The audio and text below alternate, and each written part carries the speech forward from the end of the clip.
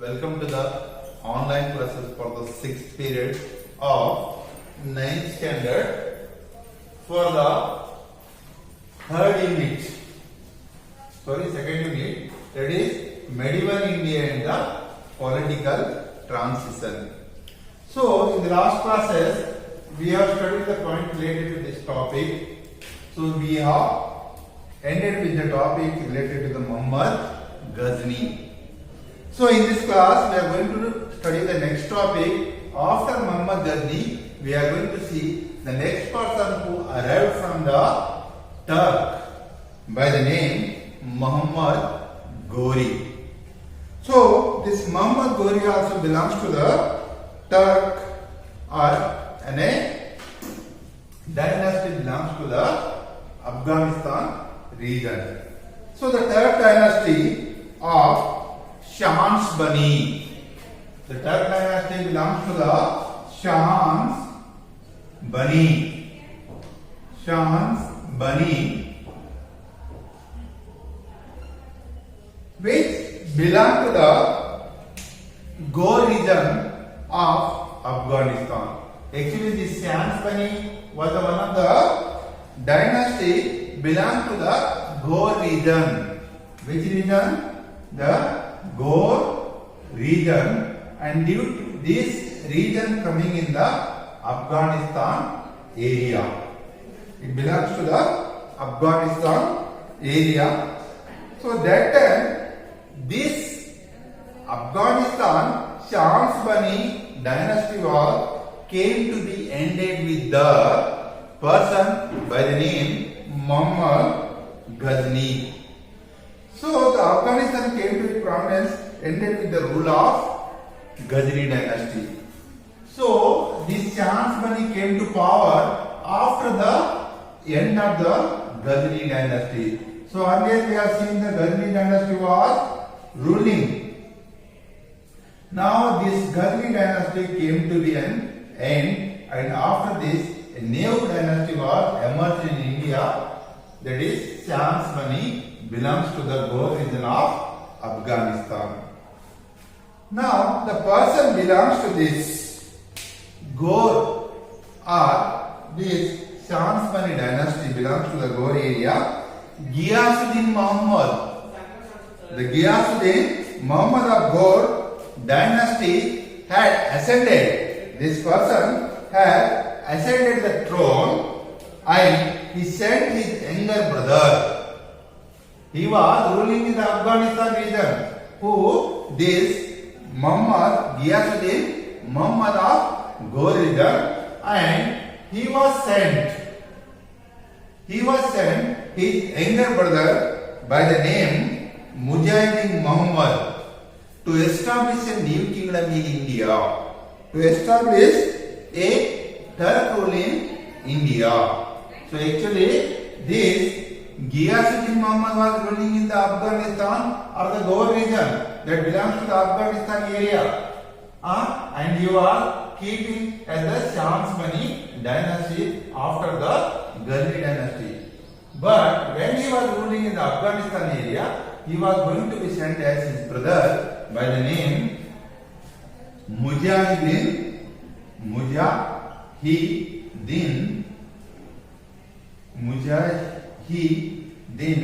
Muhammad towards India to develop the Turk rule. So that time this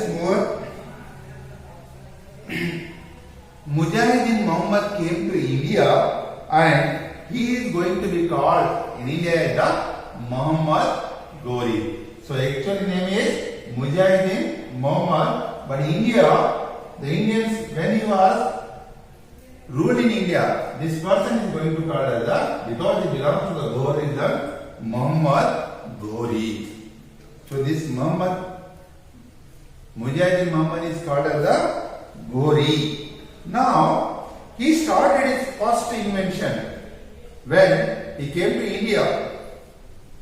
According to the evidence of the historians, he started his first rule at the area of Multan, and he wanted to be recapture the places of the Sindh that already ruled by the Muhammad Ghazni. The aim of this person, after getting attacked or starting to rule toward the Multan area, he wanted to get the occupation of the Sindh region, which was ruled by the Muhammad Ghazni, by taking from the Rajput kings. But this, he invaded that time the places like Anilwar of Gujarat area and got defeat there. Anilwar of Gujarat, and there he got defeat from the kings belongs to this area. This defeat made the Muhammad Ghori to change his plan to make attack toward the Indian kings. So that time he had made the plan and he attacked the Peshwa and conquered it. Then the Khujro Malik of Lahore surrendered. So suddenly he had made the changes toward the policy to get the attack from Indian king.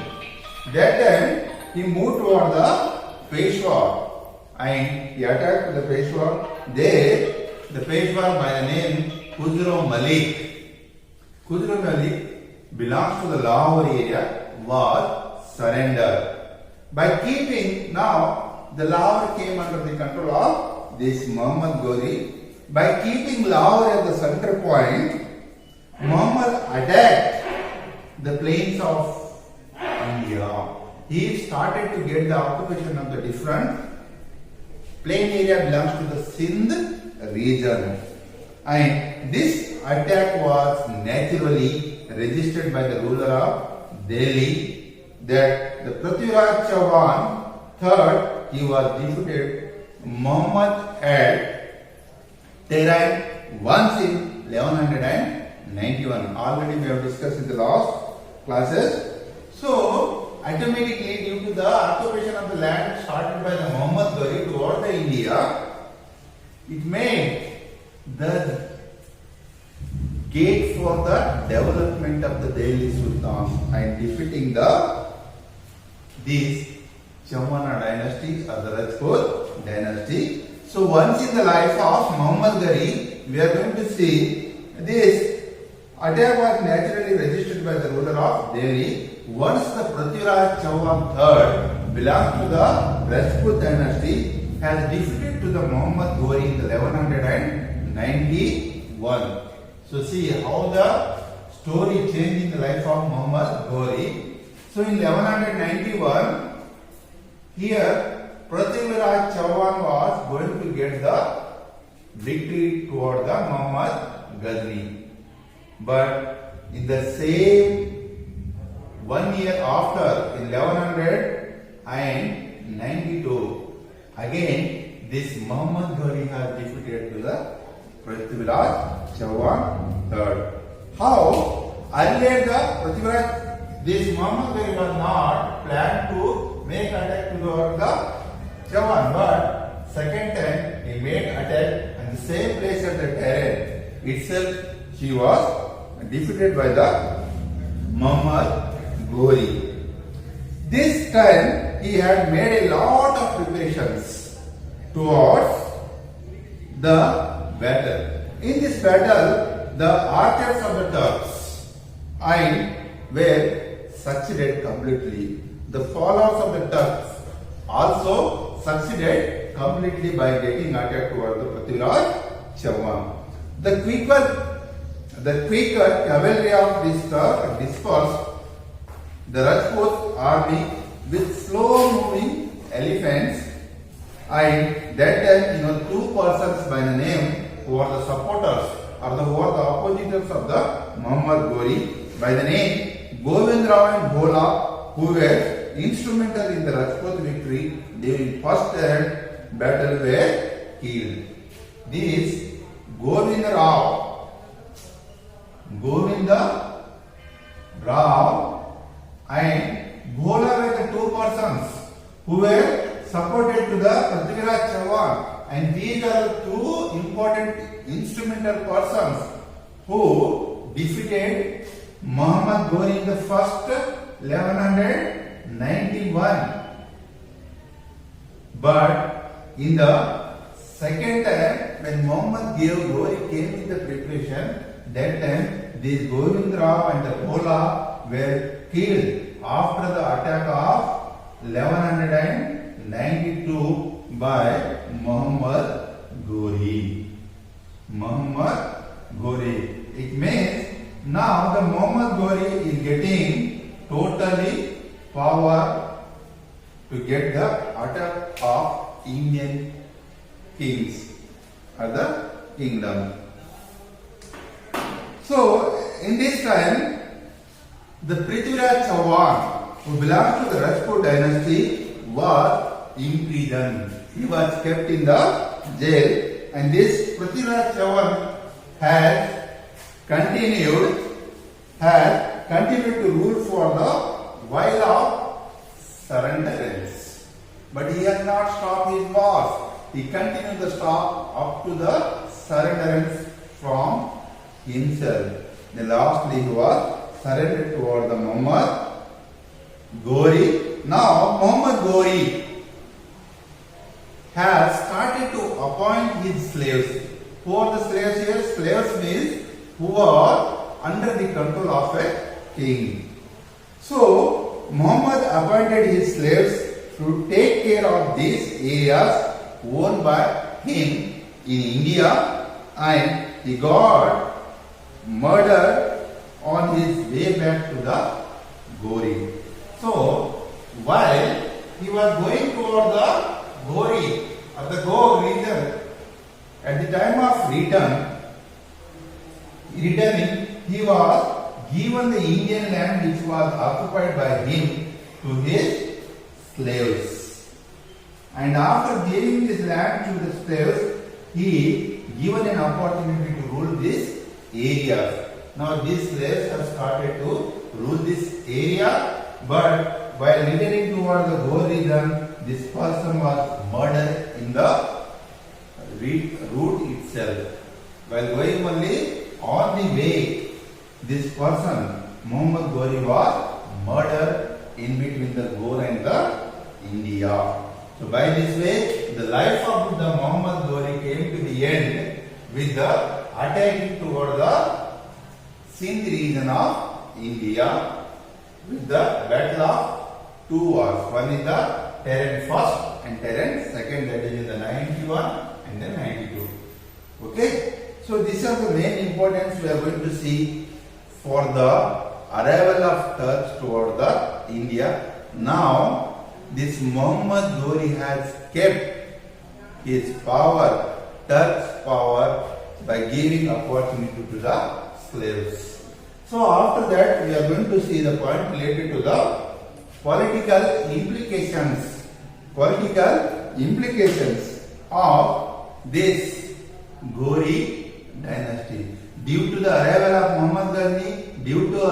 Muhammad Ghori, there was a lot of changes we are going to see in the Indian political system. So the next point, after the Muhammad Ghori, we are going to see what are the political implications, what are the political changes occurs in India after the Muhammad Ghori or the victory of the Ghoris in India. So after the victory of the Ghoris had made many major political implications in India. Many political changes have developed in India. The first political change, the political system consisting of the small kingdoms were vanished. So actually, the small kings were ruling in India. Already we have seen about the Rajput kingdoms, Pratiharas, Paramarasas, Garhwalas, Solankis, Rajputs. These Paramarasas, so these all small kingdoms belong to the Sindh region, Delhi side, or some part of the Gujarat, like Anilwada and the other places, have vanished. Vanished means they totally stopped. It was destroyed by the Ghori dynasty. That was, we are going to find the change. Next one, a centralized rules of Sultan who had immense power at the Delhi came into existence. Now, he has given, Muhammad Ghori has given opportunity to his slaves. Those slaves have become the Sultan for the Delhi. Now, this Delhi become the center point, and these slaves have started to rule their particular political changes that was came to be in existence. A new system of era was started in India. So, as a result, the entire northern India came under one rule after the Harsha. So earlier, in the period of Harshavardhana, we are going to see the total northern part of India was under the control of Harshavardhana. That same condition was came after the death of the Muhammad Ghori, which was ruled by the Delhi Sultans. That situation was emerged in India. Now, the administration belongs to this Sultan dynasty. This administration was different totally from the Rajput dynasty. Earlier, when Rajputs were ruling here, these Turks arrived towards India. They have changed the system of administration. The Sultan had absolute power of either appointing or dismissing all the officials belong to his administration. So every part of the power came under the control of the Sultan. Sultan means the king of Delhi. That was arrived. And next point, the military administration was also clearly unlike the previous one. It was totally changed. How was the administrative system of military was totally changed as per the Rajput system. Now soldiers were appointed in the period of Sultan, were appointed directly by the Sultan itself, not by the other persons. The soldiers remained loyal directly to the Sultan himself. With the establishment of the rule of Sultan, the India got reconnected with the other or outer world. Now, total Indian rule went under the control of Sultan. Now, Sultans were started to rule the India, and they have started the new changes in the administration. Total power came under the control of Sultan, and Sultan has started to get the relationship or the development of relationship with the other countries by sending the goods or the development of trade and the commerce relations. Now, with the establishment of the rule of Sultan, India got connected with the other outer world, which remained cut off from 8th century onwards. So totally, already it was connected to the other countries. And when the power came under the control of Sultan, so since from that we are going to see what was the connectivity with the other countries war when now total the power came under the control of Sultan. So from that onward, we are going to see the development of Delhi Sultans where they after the Muhammad Ghori. So next point is the Delhi Sultans. Now these Sultans have started the rule in India with the departure of Muhammad. With the departure of Muhammad. Now this Muhammad has returned to the Ghor while going only on them only he was murdered. But after the departure of Muhammad Ghori, the rule came under the control of his slaves. Whose slaves? Muhammad's slaves. So, and these slaves have started to get the rule in India belongs to the Turks. These all slaves were belongs to the earlier Turks, but they are settled in India. So among that, one person belongs to the Turks, are called as the slave of Muhammad Ghori by the name Qutbuddin Aibak. By the name Qutbuddin Aibak. So this person belongs to the slave of Muhammad Ghori, and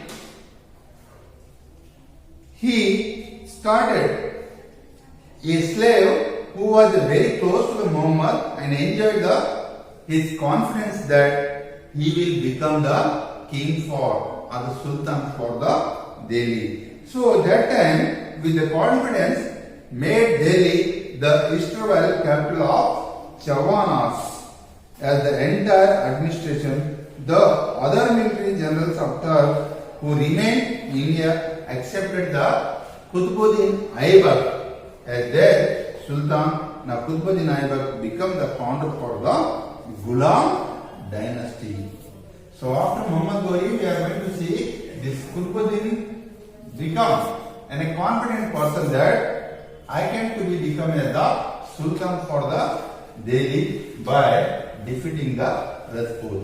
I keep him back to the Rajput. So he started his confidence and he kept Delhi as the center place and he started his administration. The people who belong to the Turk, who are the slaves of this Muhammad Ghori, has supported this person. They have given an opportunity to this person to become as the sultan for the Delhi. The rule of Turk, which was started with the Aibak by keeping the dynasty name, that is Ghulam dynasty.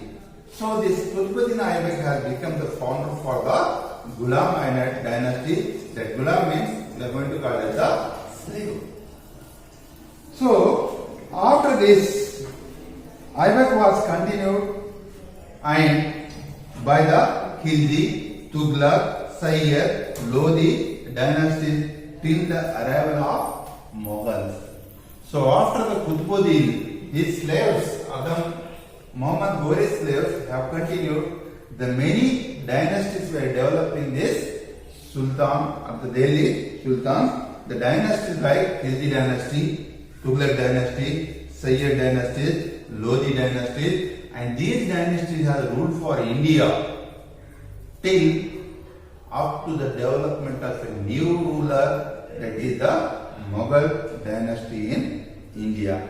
So in detail we are going to study the points related to the single dynasties one by one. So first dynasty which was developed by the Qutbuddin Aibak by the name Ghulam dynasty, that we are going to study in this period. So the dynasty was developed by these slaves belong to the Muhammad Ghori. That first dynasty is going to be called as the Ghulam dynasty, or you can call it the slave dynasty. So slave means the Ghulam. So these are the Ghulams of Muhammad Ghori. So all the people who are succeeded by the Muhammad Ghori in all the places conquered by him in India were going to be called as his slaves. The people who are under the control of Muhammad Ghori and they have succeeded to achieve the conqueredness of places, those places people are going to be called as the slaves of Muhammad Ghori, and these people are belong to the area of Turk. These people are belong to the area of Turk. These are called as the slaves. And these slaves, one among these slaves, one of the person by the name Qutbuddin Aibak. Qutbuddin Aibak,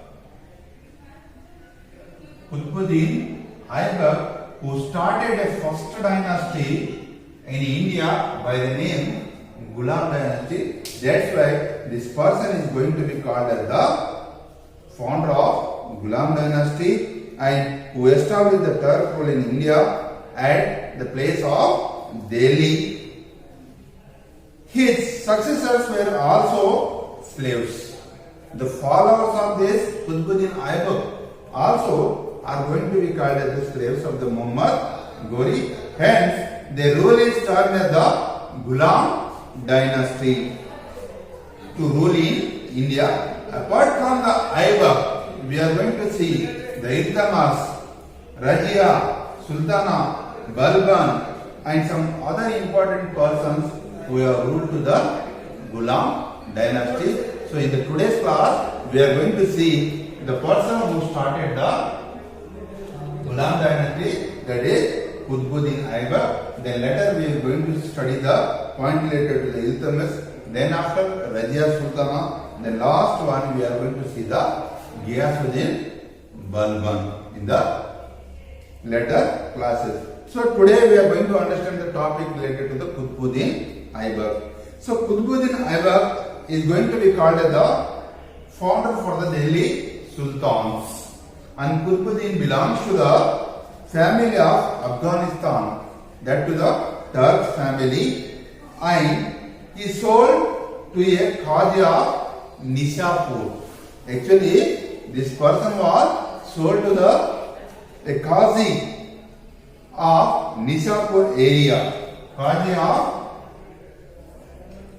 Nishapur area.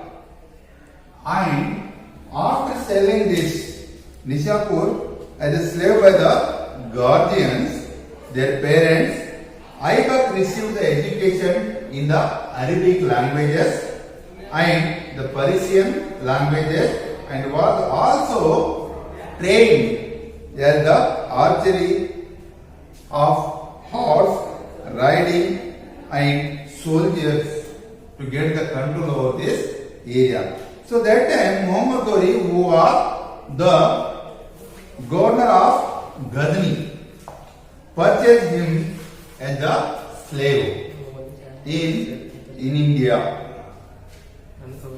Then he became the important person for this Ghulam dynasty. Here the attacks also made by the Muhammad Ghori were same followed by the Qutbuddin Aibak when he became the ruler for the Delhi Sultans.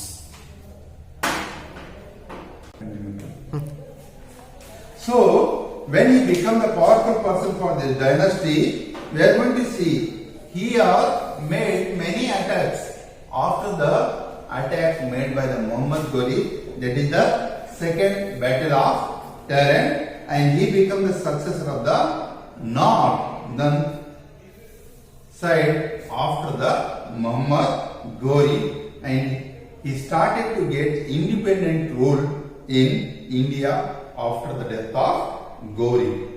But when he was ruled toward the India, Aibak built a Kuwait ul Islam. It means he had given the contribution as the sculpture as like the Kuwait ul Islam mosque that is present in the Delhi. He also started building the Qutub Minar. This Qutbuddin Aibak has started to build the Qutub Minar there itself, where he was ruled.